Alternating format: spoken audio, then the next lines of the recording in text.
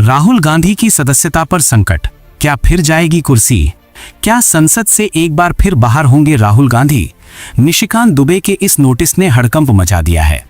भाजपा सांसद निशिकांत दुबे ने राहुल गांधी के खिलाफ विशेषाधिकार हनन और सदन को गुमराह करने का नोटिस दिया है। आरोप है कि राहुल ने विदेशी मंचों और संसद में भ्रामक तथ्य पेश किए हैं। किरण रिजिजू ने स्पीकर चेंबर के बाहर हुए हंगामे का वीडियो जारी कर विपक्ष को घेरा है। यदि नोटिस स्वीकार होता है तो राहुल की लोकसभा सदस्यता पर फिर से तलवार लटक सकती है। प्रधानमंत्री का नया ठिकाना, कर्तव्य भवन का आगाज। सत्ता का नया केंद्र तैयार। कल से पीएम मोदी नए हाईटेक ऑफिस से देश की कमान संभालेंगे। प्रधानमंत्री नरेंद्र मोदी कल अपने नए कार्यालय में शिफ्ट होने जा रहे हैं, जिसे सेवा तीर्थ और कर्तव्य भवन 1-2 नाम दिया गया है। सेंट्रल विस्टा प्रोजेक्ट के तहत बने इस कॉम्प्लेक्स के उद्घाटन के साथ ही नॉर्थ और साउथ ब्लॉक खाली कर दिए जाएंगे। यहां से सभी प्रमुख मंत्रालयों को भी आधुनिक दफ्तरों में स्थानांतरित किया जाएगा। ये बदलाव भारतीय प्रशासन के एक नए युग का प्रतीक माना जा रहा है। वंदे मातरम पर विवाद, मदनी और सरकार के बीच ठनी। देशभक्ति का प्रतीक या निजी आजादी पर हमला, वंदे मातरम को लेकर छिड़ा नया धार्मिक और राजनीतिक संग्राम। जमीयत उलेमा ए हिंद के नेता मौलाना मदनी ने वंदे मातरम गाने के सरकारी आदेश को मनमाना करार दिया है। मदनी का कहना है कि सभी छंदों को अनिवार्य करना मुस्लिम समुदाय की धार्मिक मान्यताओं के खिलाफ है। संगठन ने इसे देश की आज़ादी और व्यक्तिगत स्वतंत्रता पर हमला बताते हुए विरोध का ऐलान किया है। दूसरी तरफ सरकार इसे राष्ट्रीय सम्मान का विषय मान रही है।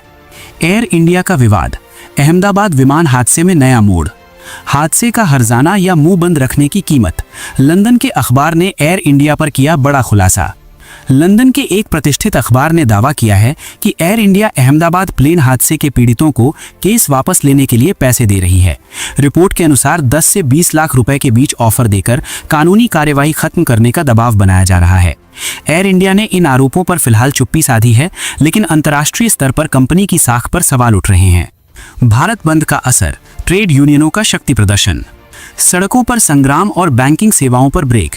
जानिए 10 ट्रेड यूनियनों के भारत बंद का आपके शहर पर क्या असर हुआ। अमेरिका के साथ हुई नई ट्रेड डील के विरोध में 10 केंद्रीय ट्रेड यूनियनों ने आज भारत बंद का आह्वान किया है। पंजाब और हरियाणा में इस हड़ताल का व्यापक असर देखा गया, जहां प्रदर्शनकारियों ने रेल और सड़क मार्ग जाम किए। हालांकि बैंकिंग और आवश्यक सेवाओं पर इसका मिला जुला असर ही रहा। किसान और मजदूर संगठन इस डील को भारतीय बाजार के लिए खतरा मान रहे हैं। दिल्ली ब्लास्ट की जिम्मेदारी, जैश की महिला ब्रिगेड का खुलासा। आतंक का नया और खतरनाक चेहरा, दिल्ली धमाकों के पीछे जैश ए मोहम्मद की महिला आतंकियों का हाथ है। संयुक्त राष्ट्र की पाजा रिपोर्ट में दावा किया गया है कि दिल्ली में हुए हालिया ब्लास्ट की जिम्मेदारी जैश ए मोहम्मद ने ली है। चौंकाने वाली बात यह है कि जैश अब हमले के लिए महिला आतंकियों की बड़ी खेप तैयार कर रहा है। रिपोर्ट में पहलगाम हमले का भी जिक्र है, जो सुरक्षा एजेंसियों के लिए बड़ी चिंता का विषय बन गया है। अब दिल्ली समेत देश के प्रमुख महानगरों में हाई अलर्ट जारी कर दिया गया है। मौसम का मिजाज, पहाड़ों में पढ़ाई शुरू, मैदानों में गर्मी की दस्तक। कहीं तपिश तो कहीं बर्फ का इंतजार। देश के अलग अलग हिस्सों में कुदरत के बदलते रंग। राजस्थान में अचानक पारा बढ़ने से गर्मी ने फरवरी में ही दस्तक दे दी है, जबकि बिहार झारखंड में अभी भी ठंड बरकरार है। हिमाचल प्रदेश में 42 दिनों की लंबी छुट्टियों के बाद आज स्कूल फिर से खुल गए हैं।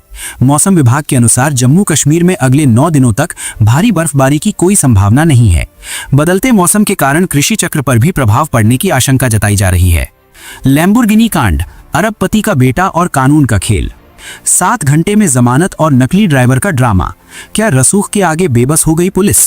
शहर के एक मशहूर अरबपति के बेटे ने अपनी तेज रफ्तार लैम्बोर्गिनी से सड़क पर कहर बरपाया, लेकिन उसे महज 7 घंटे में जमानत मिल गई। आरोपी ने एम्बुलेंस से भागने की कोशिश की थी, जिसे पुलिस ने घेराबंदी कर पकड़ा। जांच में खुलासा हुआ कि पिता ने बेटे को बचाने के लिए एक नकली ड्राइवर को पेश किया था। सोशल मीडिया पर इस वीआईपी कल्चर के खिलाफ भारी आक्रोश देखा जा रहा है। हिमाचल में हड़ताल, 15,000 कर्मचारी सड़कों पर। अंधेरे में डूब सकता है हिमाचल, बिजली कर्मचारियों की हड़ताल ने बढ़ाई सरकार की टेंशन। देशव्यापी हड़ताल का सबसे ज्यादा असर हिमाचल प्रदेश में देखने को मिल रहा है, जहां 15,000 बिजली कर्मचारी स्ट्राइक पर चले गए हैं। राजधानी शिमला में आक्रोश रैली निकाली गई और स्वास्थ्य और बैंकिंग सेवाएं पूरी तरह ठप रहीं। कर्मचारी पुरानी पेंशन बहाली और निजीकरण के विरोध में डटे हुए हैं। सरकार और यूनियनों के बीच बातचीत फिलहाल बेनतीजा रही है। दल खालसा का विरोध, राष्ट्रगान और राष्ट्रगीत पर टकरार। धार्मिक पहचान बनाम राष्ट्रीय प्रतीक। दल खालसा के नेताओं ने जन गण मन से पहले वंदे मातरम गाने की अनिवार्यता का कड़ा विरोध किया है। उनका तर्क है कि यह सिखों पर हिंदुत्व संस्कृति थोपने की एक साजिश है जिसे वे कभी स्वीकार नहीं करेंगे। संगठन ने इसे सिखों की अलग धार्मिक पहचान के खिलाफ बताया है। इस बयान के बाद पंजाब की राजनीति में एक नया विवाद खड़ा हो गया है। शंकराचार्य अविमुक्तेश्वरानंद का आरोप, मुझ पर कॉकटेल प्रहार। धर्म गुरुओं के बीच छिड़ा महायुद्ध। यौन शोषण के आरोपों पर शंकराचार्य ने तोड़ी चुप्पी। स्वामी अविमुक्तेश्वरानंद ने अपने ऊपर लगे आरोपों को एक बड़ी साजिश और कॉकटेल प्रहार करार दिया है। दरअसल रामभद्राचार्य के एक शिष्य ने आरोप लगाया था कि शंकराचार्य ने बच्चों का शोषण किया है। स्वामी अविमुक्तेश्वरानंद ने इन आरोपों को निराधार बताते हुए कानूनी कार्यवाही की बात कही है। संत समाज इस विवाद के बाद दो गुटों में बंटता नजर आ रहा है। हरदीप पुरी और एप्स्टीन मीटिंग का सच आया सामने। यौन अपराधी के साथ मुलाकात पर सफाई। केंद्रीय मंत्री ने बताया क्या था एप्स्टीन से मिलने का मकसद। केंद्रीय मंत्री हरदीप सिंह पुरी ने स्वीकार किया है कि उनकी मुलाकात एप्स्टीन से 3-4 बार हुई थी। उन्होंने स्पष्ट किया कि ये सभी मुलाकातें पूरी तरह प्रोफेशनल थीं और उस समय एप्स्टीन के अपराधों की जानकारी नहीं थी। राहुल गांधी द्वारा संसद में नाम लिए जाने के बाद पुरी ने इसे राजनीति से प्रेरित बताया। उन्होंने कहा कि विपक्ष तिल का ताड़ बना रहा है। यूपी बजट, बेटियों के लिए खुशियों की सौगात। चुनावी साल में सौगातों की बौछार। यूपी की बेटियों को मिलेगी स्कूटी और नगद राशि। उत्तर प्रदेश सरकार ने अपने आखिरी बजट में महिला सशक्तिकरण के लिए बड़ा दांव खेला है। अब बेटियों को शादी के लिए 1 लाख रुपए की आर्थिक सहायता और मेधावी छात्राओं को फ्री स्कूटी दी जाएगी। इसके लिए बजट में 400 करोड़ रुपए का विशेष प्रावधान किया गया है। चुनाव से ठीक पहले इस मास्टर स्ट्रोक को गेम चेंजर माना जा रहा है। इजराइल गाजा युद्ध, वैक्यूम बम से तबाही का आरोप। भाप बन गए इंसान। गाजा में प्रतिबंधित हथियारों के इस्तेमाल से मची भयानक तबाही। गाजा से आई एक डरावनी रिपोर्ट में दावा किया गया है कि इजराइल ने प्रतिबंधित वैक्यूम बम का इस्तेमाल किया है। इन बमों से तापमान 3500 डिग्री तक पहुंच गया, जिससे हजारों लोग सीधे भाप बनकर गायब हो गए। मानवाधिकार संगठनों ने इसे युद्ध अपराध बताते हुए अंतर्राष्ट्रीय जांच की मांग की है। हालांकि इजरायली सेना ने इन दावों को पूरी तरह खारिज कर दिया है। बांग्लादेश चुनाव, हिंसा और धमाकों के बीच मतदान। लोकतंत्र पर बारूद का साया। बांग्लादेश चुनाव में भारी हिंसा हुई है, जिसमें एक बीएनपी कार्यकर्ता की मौत की खबर है। कई वोटिंग सेंटर्स के बाहर बम धमाके हुए, जिससे मतदाताओं में डर का माहौल रहा। अब तक केवल 33% मतदान दर्ज किया गया है, जो बेहद कम माना जा रहा है। मुख्य मुकाबला बीएनपी और जमात इस्लामी के बीच बताया जा रहा है।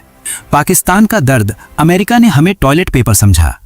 इस्तेमाल करो और फेंक दो। पाकिस्तानी रक्षा मंत्री ने एक कड़ा बयान देते हुए कहा कि अमेरिका ने हमेशा पाकिस्तान को टॉयलेट पेपर की तरह इस्तेमाल किया है। उन्होंने कहा कि जब काम निकल जाता है तो अमेरिका हमें अकेला छोड़ देता है। उन्होंने आतंकवाद के खिलाफ युद्ध में अमेरिका का साथ देने की भारी कीमत चुकाने का अफसोस किया। ये बयान अमेरिका पाक संबंधों में आई नई कड़वाहट को दर्शाता है। अमेरिका का मैप विवाद, भारत के पक्ष में सुधारा नक्शा। कूटनीतिक जीत या रणनीतिक बदलाव।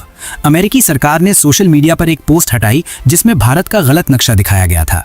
नए नक्शे में पीओके और अक्साई चीन को भारत का हिस्सा दिखाया गया है, जिस पर चीन और पाकिस्तान ने आपत्ति जताई है। विशेषज्ञों का मानना है कि अमेरिका इस कदम के जरिए भारत के साथ अपनी रणनीतिक निकटता का संदेश दे रहा है। ये घटनाक्रम एशिया की राजनीति में हलचल मचा रहा है। इलॉन मस्क का लूनर मिशन, चांद पर बनेगी फैक्ट्री। चांद से आएगी बिजली और मिलेंगे एलियंस। मस्क का नया प्लान सुन दुनिया दंग। इलॉन मस्क की एआई कंपनी अब चंद्रमा पर एक विशाल फैक्ट्री लगाने की तैयारी कर रही है। इस फैक्ट्री का मुख्य काम सूर्य की ऊर्जा को कैप्चर कर पृथ्वी पर भेजना होगा।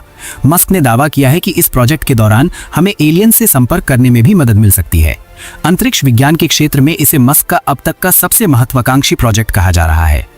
पीएम किसान योजना, 2000 रुपए की किश्त और नई शर्तें। सावधान, कहीं अटक न जाए आपकी किश्त। फार्मर आईडी नहीं होने पर लाखों किसान परेशान। पीएम किसान योजना की अगली किश्त का इंतजार कर रहे करोड़ों किसानों के लिए बड़ी अपडेट आई है। मंत्रालय ने स्पष्ट किया है कि जिन किसानों की फार्मर आईडी नहीं बनी है, उनका पैसा रुक सकता है। फिलहाल 46 लाख आवेदन फंसे हुए हैं, जिनमें सुधार की जरूरत है। सरकार भूमि विवादों को सुलझाने के लिए अब डेटा का कड़ाई से मिलान कर रही है। ममता बनर्जी का हमला, पुणे में मजदूर की हत्या पर उबाल। भाषा के नाम पर मॉब लिंचिंग। ममता बनर्जी ने फडणवीस सरकार को कटघरे में खड़ा किया है। पश्चिम बंगाल की मुख्यमंत्री ममता बनर्जी ने पुणे में एक प्रवासी मजदूर की हत्या पर तीखी प्रतिक्रिया दी है। आरोप है कि मजदूर को सिर्फ इसलिए पीटा गया क्योंकि वो बांग्ला भाषा बोल रहा था। ममता ने महाराष्ट्र की फडणवीस सरकार पर निशाना लगाते हुए प्रवासियों की सुरक्षा पर सवाल उठाए हैं। इस घटना ने एक बार फिर भाषाई गौरव और क्षेत्रीय हिंसा के विवाद को हवा दे दी है।